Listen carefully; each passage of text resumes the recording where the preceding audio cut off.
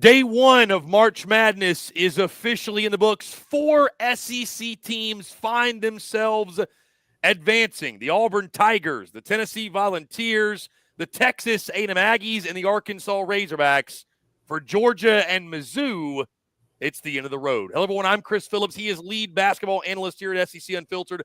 Dave Shumate. We are reacting to all 6 games from today's slate. March Madness delivering as it always does. Again, we got a lot to get into, a lot to break down. As always, guys, make sure you like, subscribe, turn on notifications. Check us out via podcast, where you get your podcast. You can also find us across all social media platforms, as well as our website, secunfiltered.com. And as always, we're powered by our friends over at FANDUEL. Visit FANDUEL.com/SECU to join today and get started with $200 in bonus bets when you win your first $5 bet. Once again, that's FANDUEL.com/SECU to get $200 in bonus bets today. The SEC got off to a hot start day one of March Madness, a 4-2 overall record with, once again, Auburn, Tennessee, Texas A&M, and Arkansas all advancing. Missouri falls to Drake.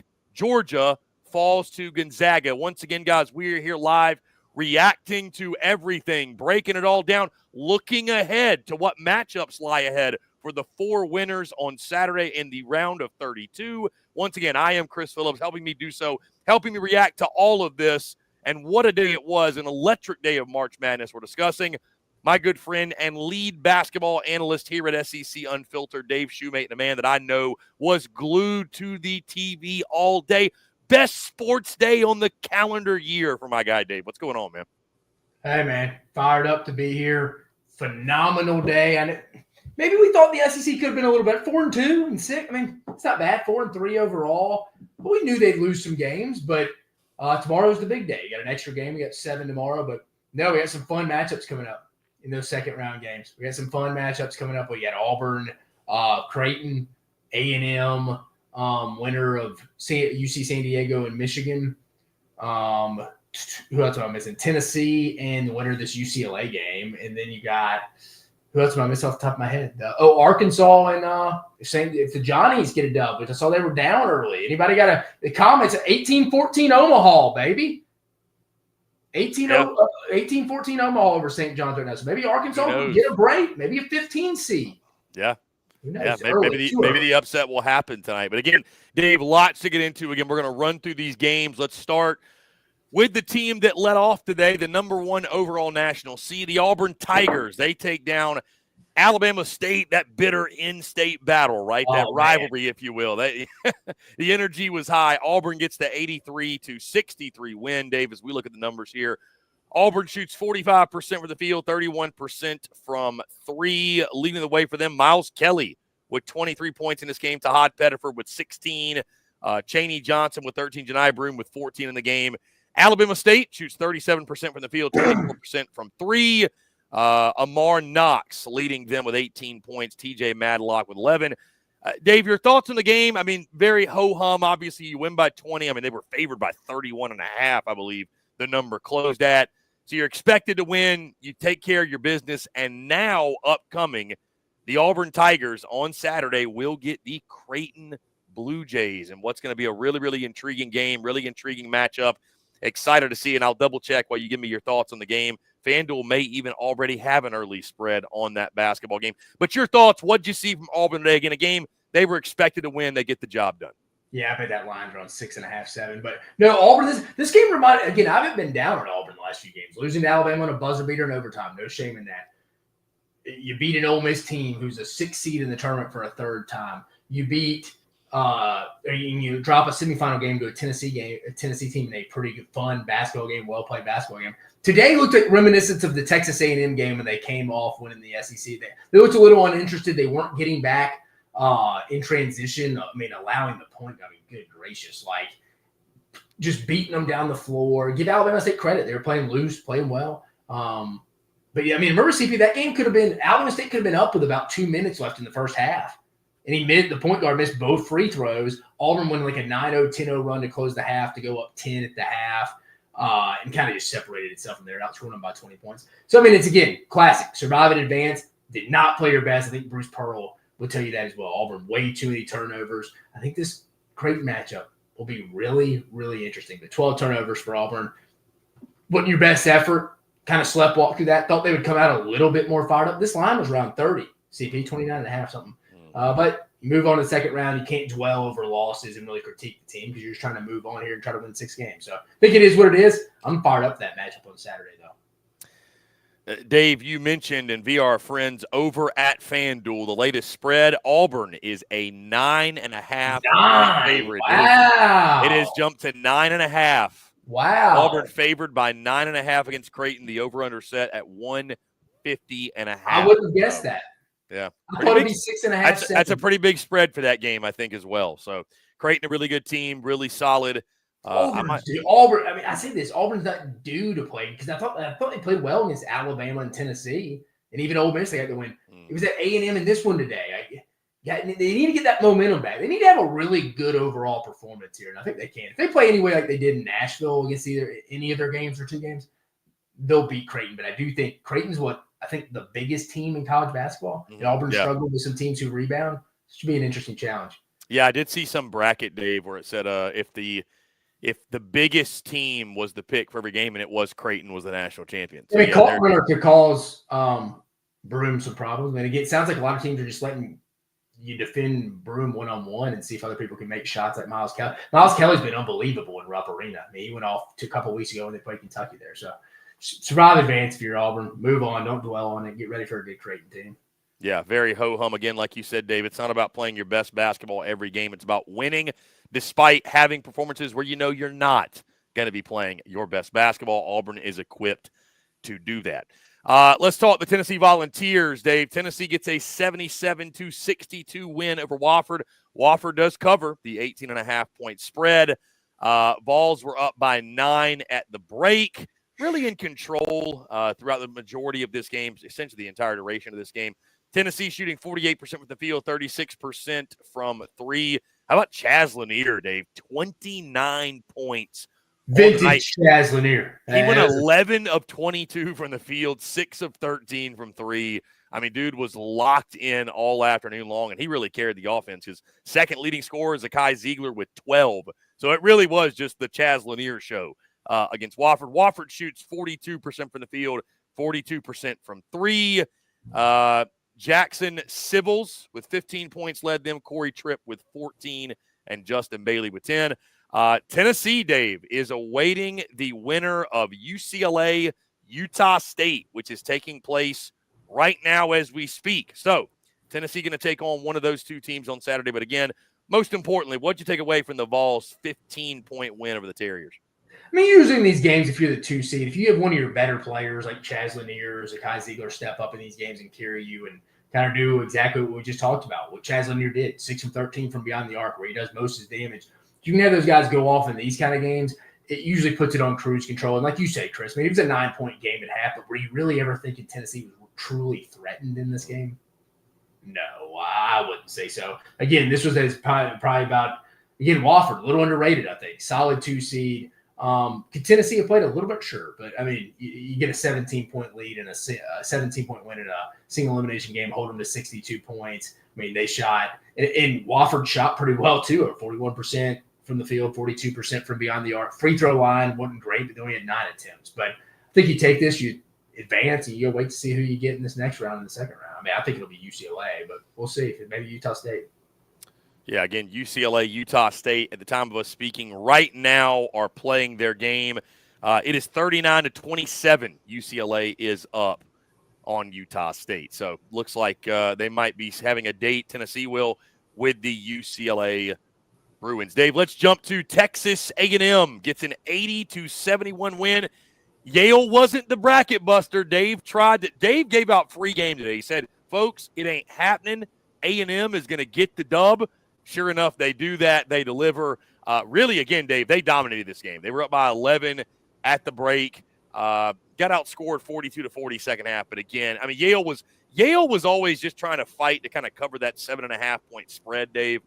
Never at any point did it really feel like Yale was threatening to where they could win this basketball game. A&M wins. A&M covers. A&M shooting 52% from the field, 24% from 3. Let's see. Pharrell Payne leading the way with 25 points, Wade Taylor with 16, Jace Carter with 10. You look at Yale, 47% from the field, 38% from three. John how do you say this last name? I'm going to butcher this. Pulakidis? I don't know. Oh. John P. Pulakidis? John P. Pulakidis. John Pulakidis, 23 points. He led Yale in this game. Nick Townsend with 15. Isaac Saliskar with 12. Dave, your thoughts? 80-71. Texas A&M gets the win. They advance. And let's see. The Aggies will await the winner of Michigan, UC San Diego. Michigan, UC San Diego, which again is taking place right now at the time of us speaking. Michigan is up on UC San Diego 15-8. It is early in that ball game. What'd you see from Buzz Williams' squad, Dave? Successful outing. And again, you called it. I had the upset, but you called it. I'm not tooting my own horn for saying a 4 seed is going to beat a 13 seed. It's like, wow, what a limb this guy really went out on. I mean, yeah, they were favored. But I feel like that was kind of the public upset pick was Yale over A&M. And I'm like, I think people Dave, 73% of brackets, I think they said, picked Yale to beat A&M. And I didn't understand that. I think Dave, we lost your audio there. Let's see. We got the Yale hackers are fighting, Dave.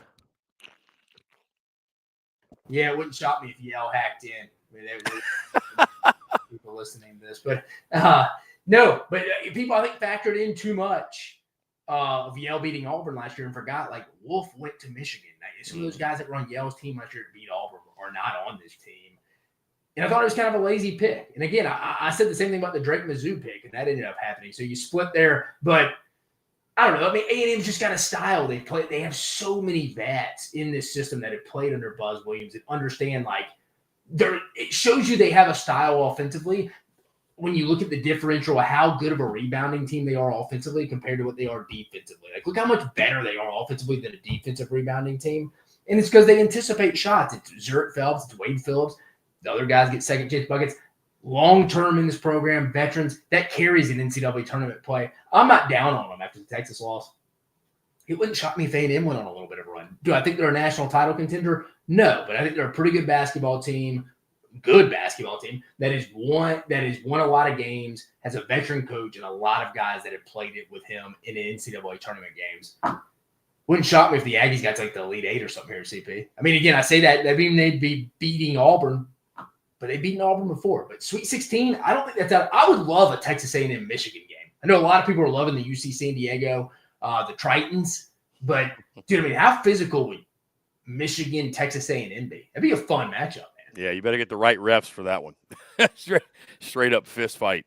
No, I love this A&M team too, though, Dave. Again, like you mentioned, don't let the Aggies get hot, man. I think this is absolutely a team that can make an Elite Eight run, like you said. Well, probably if they can get through, whether it's Michigan or UC San Diego, like I said, probably going to have a date with Auburn in the Sweet 16. We might get some SEC on SEC there, so would be a lot of fun. And you look at the Elite Eight, who they may face off against. None of these teams have played yet, but probably like a Michigan State, Iowa State, one of those teams. So, yeah, Aggies are fun to watch. Buzz Williams, he knows what he's doing, been in this spot. Always a lot of fun. Again, I think they're a team, certainly, like you said, that can make a run. How about the Arkansas Razorbacks, Dave? Let's go to this game, 79-72. You and I were both on Kansas, and we were both wrong. The Hogs, John Calipari gets it done. Wildly entertaining game, by the way, Dave. This game is 47-44 at halftime, 79-72 final. You look at the Hogs, Dave. Arkansas shoots 43% from the field, 25% from three. Leading the way, Jonas Adu with 22 points, Janelle Davis with 18, DJ Wagner with 14. It was a lot of different guys for Arkansas that stepped up. For Kansas, shot 43% from the field, 47% from three. Zeke Mayo with 18 points. A.J. Storr with 15 points, had a big block in that game as well. K.J. Adams had 13.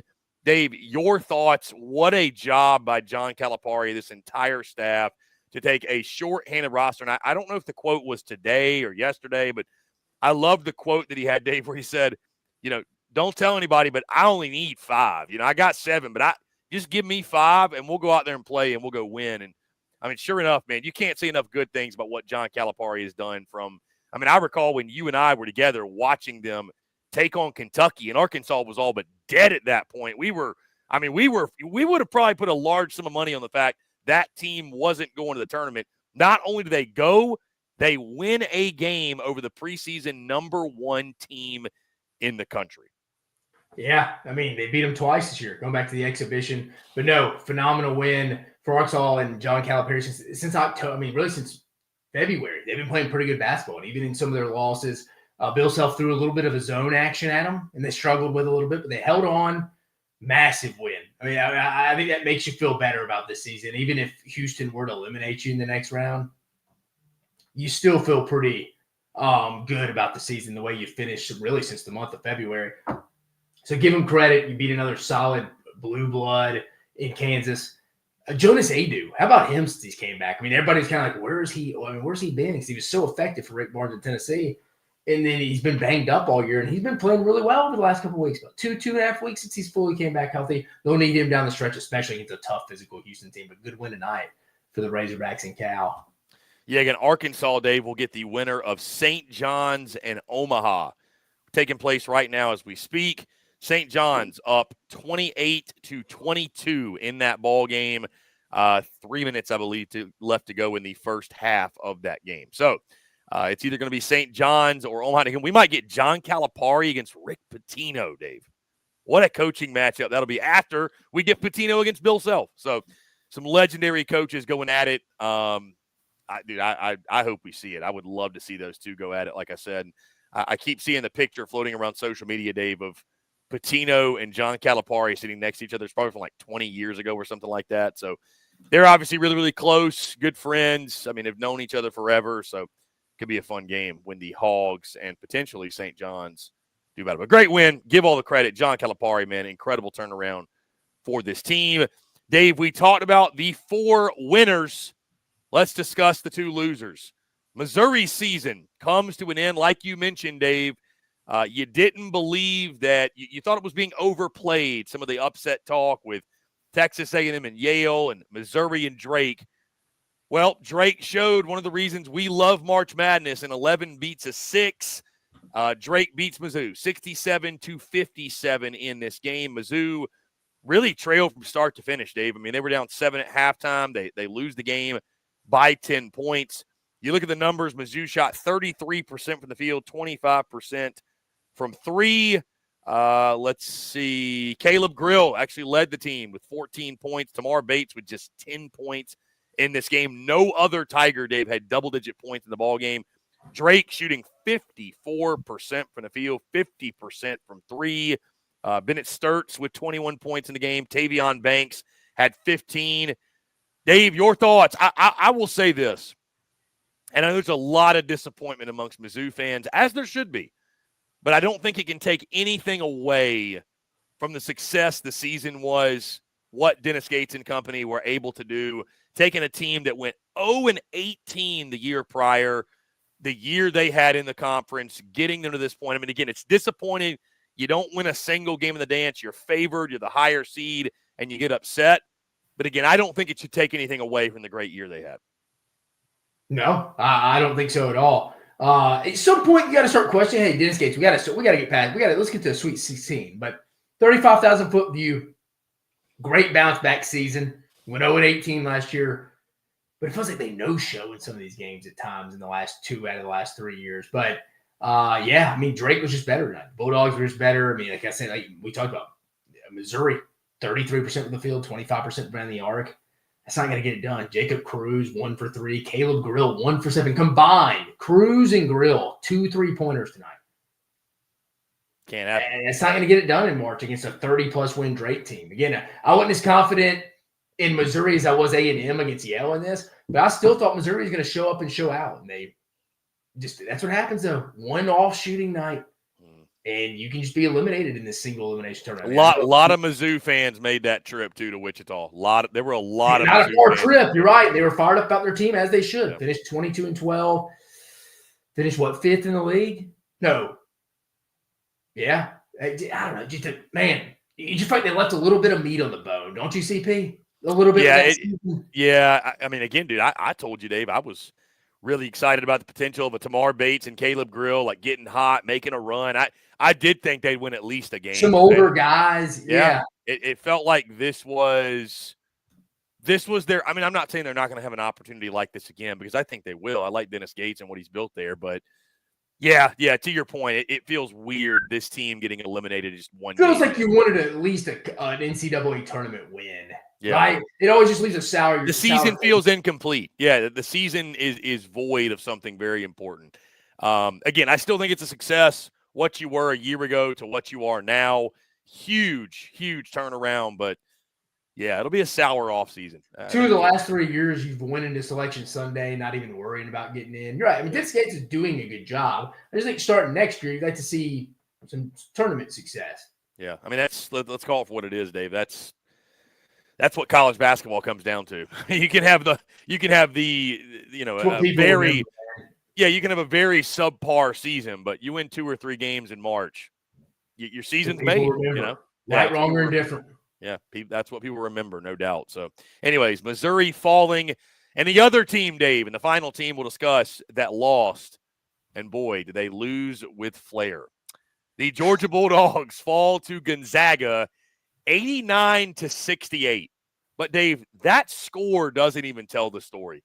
This game was 27-3. At one point. Georgia just no-showed for the first 10 minutes of the game. They finally get it going, as our good friend Graham Coffey pointed out. Hey, those last 30 minutes, them dogs were hell. But, God, that first 10, man, they just completely no-showed. Again, it was 48-27. Those last 30 minutes, baby. Them dogs were hell, man, them last 30 minutes. But, David, Gonzaga won the game in the first 10. Dude, it's 48-27 at halftime. I mean, going through the numbers, Gonzaga, the winner, shot 55% from the field, 60% from three-point range. Their leading scorers, Braden Huff with 18, Nolan Hickman had 18, Khalif Battle had 24. The Arkansas transfer, baby. Yeah, Khalif Battle with 24. Dave, Georgia only had 3. Yeah. Dave, Georgia shoots 35% from the field, 19% from three-point land. Went just 5 of 26 from 3. Their leading scorers, Asa Newell had 20, Silas Dennery Jr. had 15, Blue Kane had 10, Somto Cyril had 10 as well. Need a little bit more out of you, Dakota LaFew.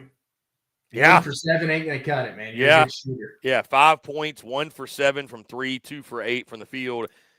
I mean, Dave, this game, that first 10 minutes defined that game. I mean, that's really – the second media timeout, the under 12 minute, it was like, this is going to be too much for them to overcome. Like, it was almost like you kind of feel bad for Georgia. Again, Mike White made the tournament his 3rd year. Solid, but again, it's similar to Missouri. It's kind of like, man, I'm fired up about the tournament. Jeez, we were non-competitive for most of the game. I don't care what the last 30 minutes is. I mean, you got in such a hole in the first 10. It just lean. Gonzaga could put it on cruise control at that point. Yeah, man. That was probably the SEC's worst. Not probably. It was the SEC's worst performance so far. Wouldn't you say? From start to finish. Yeah, because, I mean, blowing a game like Texas did last night is one thing, but getting your doors blown off. And Mizzou wasn't great today, but it wasn't like that. No.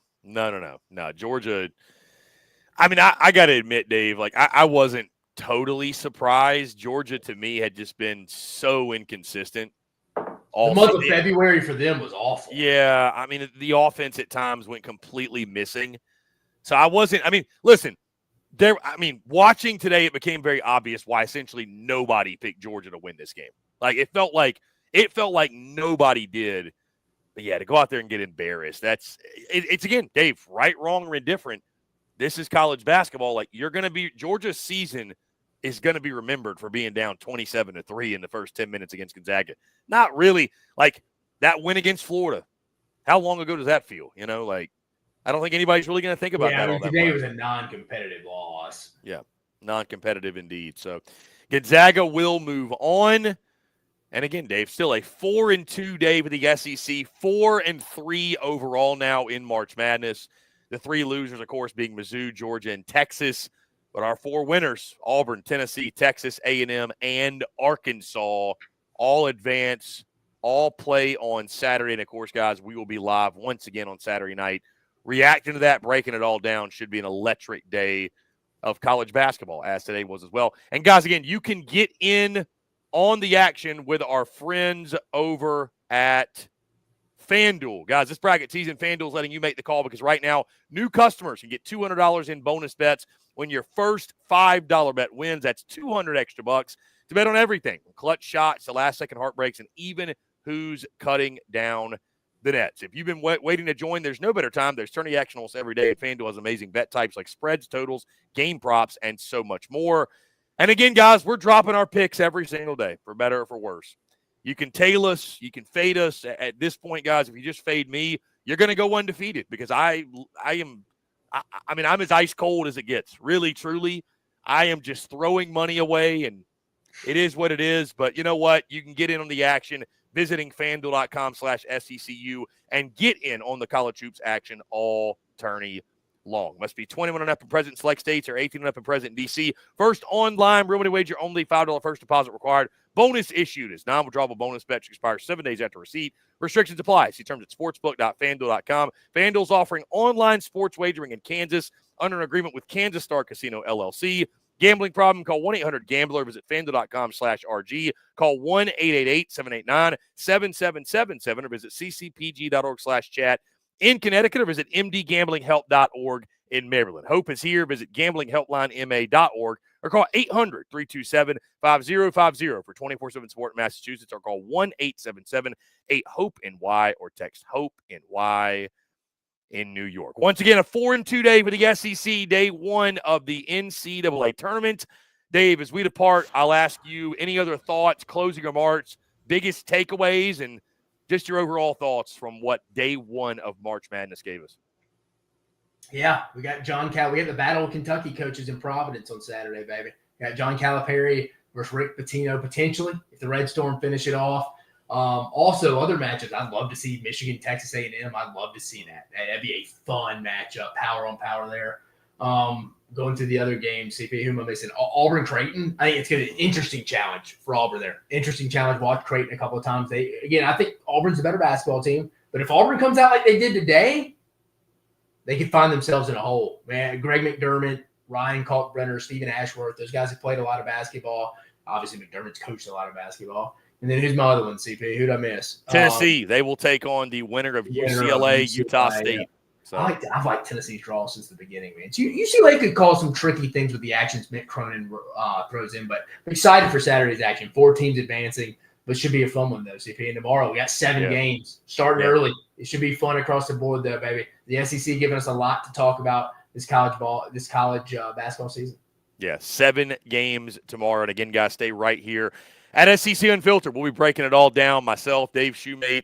It's going to be Dave solo dolo middle of the day tomorrow to break down the first, I believe it's 3 or 4. And tomorrow night, I will be back on with our man Dave Shumate to talk all of the games and really wrap up the day 2 of the NCAA tournament. And obviously, the first round will be in the books. We'll be advancing to the round of 32. Going to be a lot of fun. But guys, in the meantime, make sure you like, subscribe, turn on notifications, check us out via podcast, where you get your podcasts. You can also find us across all social media platforms as well as our website, secunfiltered.com. And make sure you're following Dave Shumate at Dave Shumate SEC.